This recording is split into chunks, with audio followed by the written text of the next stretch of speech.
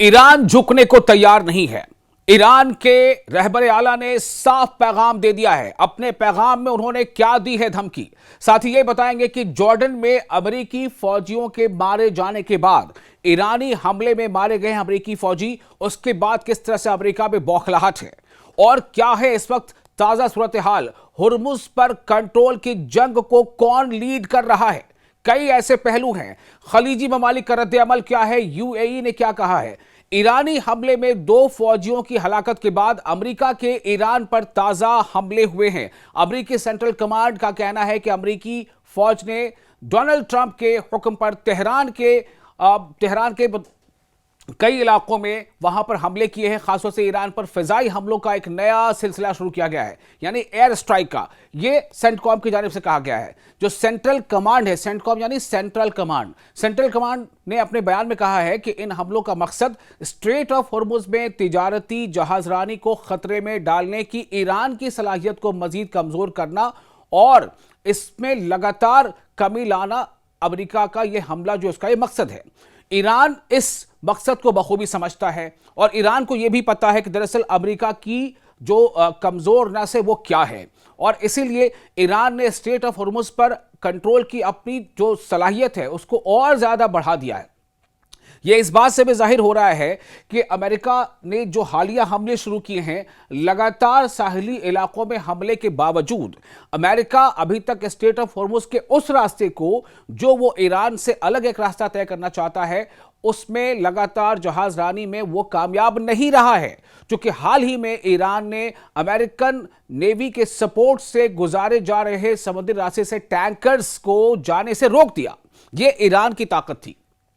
उधर उर्दन यानी जॉर्डन में अमेरिकी अफवाज को निशाना बनाने वाले IRGC यानी पासदारान इनकलाब को फौरी जो है एक मैसेज देना था, यह सेंटकॉम का कहना है। चूंकि IRGC के हमले में अमेरिकी फौजियों की हलाकत हुई है, तो अमेरिका का यह कहना है कि ये जो हमले हमने जो शुरू किए हैं ईरान पर, यह हमले सेंटरकॉम की जानिब से जॉर्डन में एक फौजी अड्डे पर ईरानी बैलिस्टिक मिसाइलों और ड्रोन हमलों के नतीजे में 2 अमेरिकी फौजियों की हलाकत की तस्दीक के बाद किए गए। यानी अमेरिका ने माना है कि जी हमारे 2 मारे गए अमेरिकी फौजी, यह सेंटकॉम का कहना है। इसका मतलब यह है कि ईरान ने जो दावा किया था, जिसको शुरू में इस दावे की नफी की गई थी, ईरान अपने दावे में सही था। और कई सारे ऐसे वीडियोस भी आए हैं जब यह देखा गया है कि जॉर्डन में ईरान ने जो हमला किया था बैलिस्टिक मिसाइल से, उसकी क्या तबाहियां हुई थी। हमने भी आपको इससे पहले वीडियोस में दिखाए हैं, लेकिन अब हम ये बताना चाहते हैं कि किस तरह ये हमले लगातार बढ़ते जा रहे हैं और अमेरिकी फौजियों की जानों का नुकसान हो रहा है। इसमें कोई दो राय नहीं है कि ईरान ने भी शुरू में इस बात को कबूल किया था, माना था कि अमेरिकी हमले में ईरान के भी फौजियों की मौत हुई है। 6 या 7 फौजियों की मौत हुई थी, ऐसे आदाद शुरू में आए थे और ईरान ने फौरन तस्लीम किया था। लेकिन जब अमेरिका के फौजी मारे जाते हैं तो इसको तस्लीम करने में या उसको अप्रूव करने में कि हाँ ये खबर सही है, काफ़ी वक्त लगता है। इससे आप समझ सकते हैं कि आखिर इसके पीछे क्या सोच रही होगी। तो ये बात बहरहाल सेंटकॉम ने यानी सेंट्रल कमांड ने अमेरिका के मान ली है कि ईरानी हमले में जॉर्डन में जो तैनात थे अमेरिकी फौजी, उनकी हलाकतें हुई हैं। अमेरिकी वज़ीर दिफा जो हैं पीट हेग्सेथ, उन्होंने अमेरिकी फौजियों की हलाकत पर रद्द-ए-अमल देते हुए कहा था कि उनकी कुर्बानी अमेरिका के अज़्म को मजीद मजबूत करेगी। यानी पीट हेग्सेथ जो डिफेंस सेक्रेटरी हैं USA के, उन्होंने माना कि ईरान के हमले में अमेरिकी फौजियों की हलाकत हुई है। अमेरिकी फौज का कहना है कि जॉर्डन में ईरानी बैलिस्टिक मिसाइलों और ड्रोन हमलों के खिलाफ दिफाई कार्रवाई के दौरान 2 अमेरिकी फौजी हलाक, जबकि एक अहलकार लापता हो गया है। जबकि ईरान ने दावा किया था कि कई मारे गए हैं। बहरहाल आने वाले दिनों में भी और इसकी सच्चाई सामने आ जाएगी। तो सेंट्रल कमांड जो है उसकी जानिब से जारी बयान में कहा गया है कि हमलों के दौरान मुतअद्दिद दीगर अमेरिकी अहलकार भी जख्मी हुए हैं। अब इससे भी आप अंदाजा कर लीजिए, मुतअद्दिद यानी कि न्यूमरस, जिसकी तादाद को गिनी नहीं जा सकती या बहुत ज्यादा। तो अमेरिकी फौज के मुताबिक यह जानी नुकसान ईरान की जानिब से किए गए हमलों के खिलाफ दिफाई इक़दामात के दौरान पेश आया है। यानी अमेरिका मान तो रहा है कि उसके फौजियों की हलाकत हुई है, लेकिन वो कह रहा है कि हमने डिफेंस के लिए जो कदम उठाए थे उसके नतीजे में ये पेश आया है। जबकि ईरान का ये कहना है कि MOU के साइन होने के बाद, जिसमें राष्ट्रपति सदर अमेरिका के दस्तखत हैं, लेकिन उसकी भी कोई वक़्त नहीं है। उसके बावजूद जो समझौते हुए थे, जो उसके निकात थे, जो उसके पॉइंट्स थे, उनकी खिलाफ वर्जियां हो रही हैं।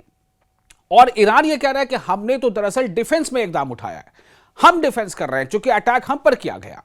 MOU पर दस्तखत होने के बावजूद बयान में कहा गया है कि 4 अमेरिकी फौजियों को जख्मी होने के बाद इलाज के लिए जॉर्डन के अस्पतालों में मुंतकिल किया गया था। ताहम तिब्बी इमदाद मिलने के बाद उन्हें अस्पतालों से फारिग कर दिया गया। ये अमेरिका का वर्जन है।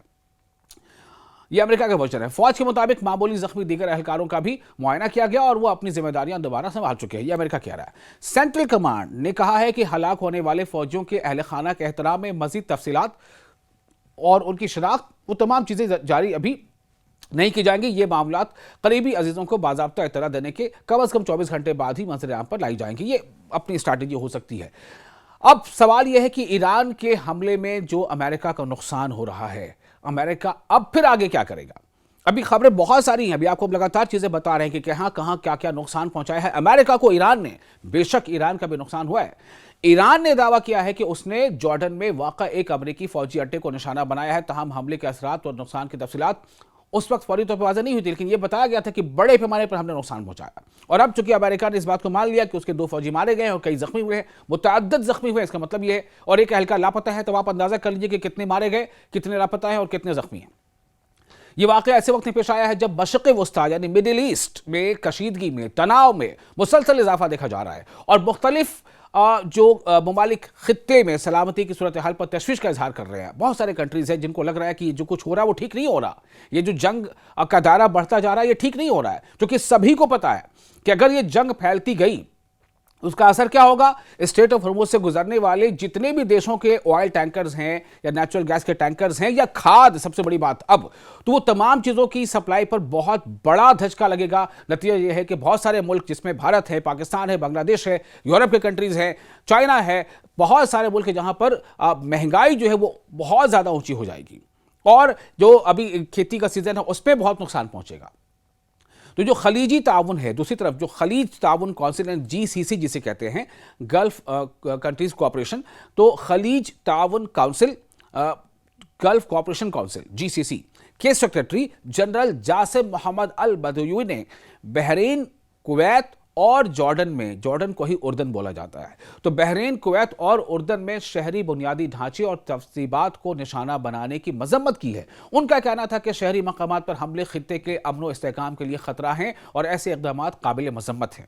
कोई ज़रा पूछे GCC से कि जब ईरान बार बार यह कह रहा है कि अगर ईरान पर यानी कि ईरान के अंदर कोई देश अगर हमला करता है तो उस हमले में कोई भी ऐसा देश जो उस हमले में उसका साथ देता है या उस किसी देश के अंदर से अमेरिका हमला करता है तो हम उस देश को भी अपना दुश्मन मानेंगे। तो ये तो ईरान ने पहले वाजे कर दिया है। तो फिर आखिर कोई अगर साथ दे रहा है, दुश्मन के हमले में उसका साथ दे रहा है, तो जिस पर हमला हो रहा है वो अपने बचाव में क्या करे? ये सवाल आपके लिए मैं छोड़ जाता हूं। आगे बढ़ते हैं। अमेरिकी हुकाम ने लापता फौजी की तलाश और जख्मियों के इलाज के लिए इक़दाम जारी रखने का कहा है, जबकि वाक़े के बाद खित्ते में जो सिक्योरिटी की जो सूरत हाल है उस पर गहरी नजर भी रखी जा रही है।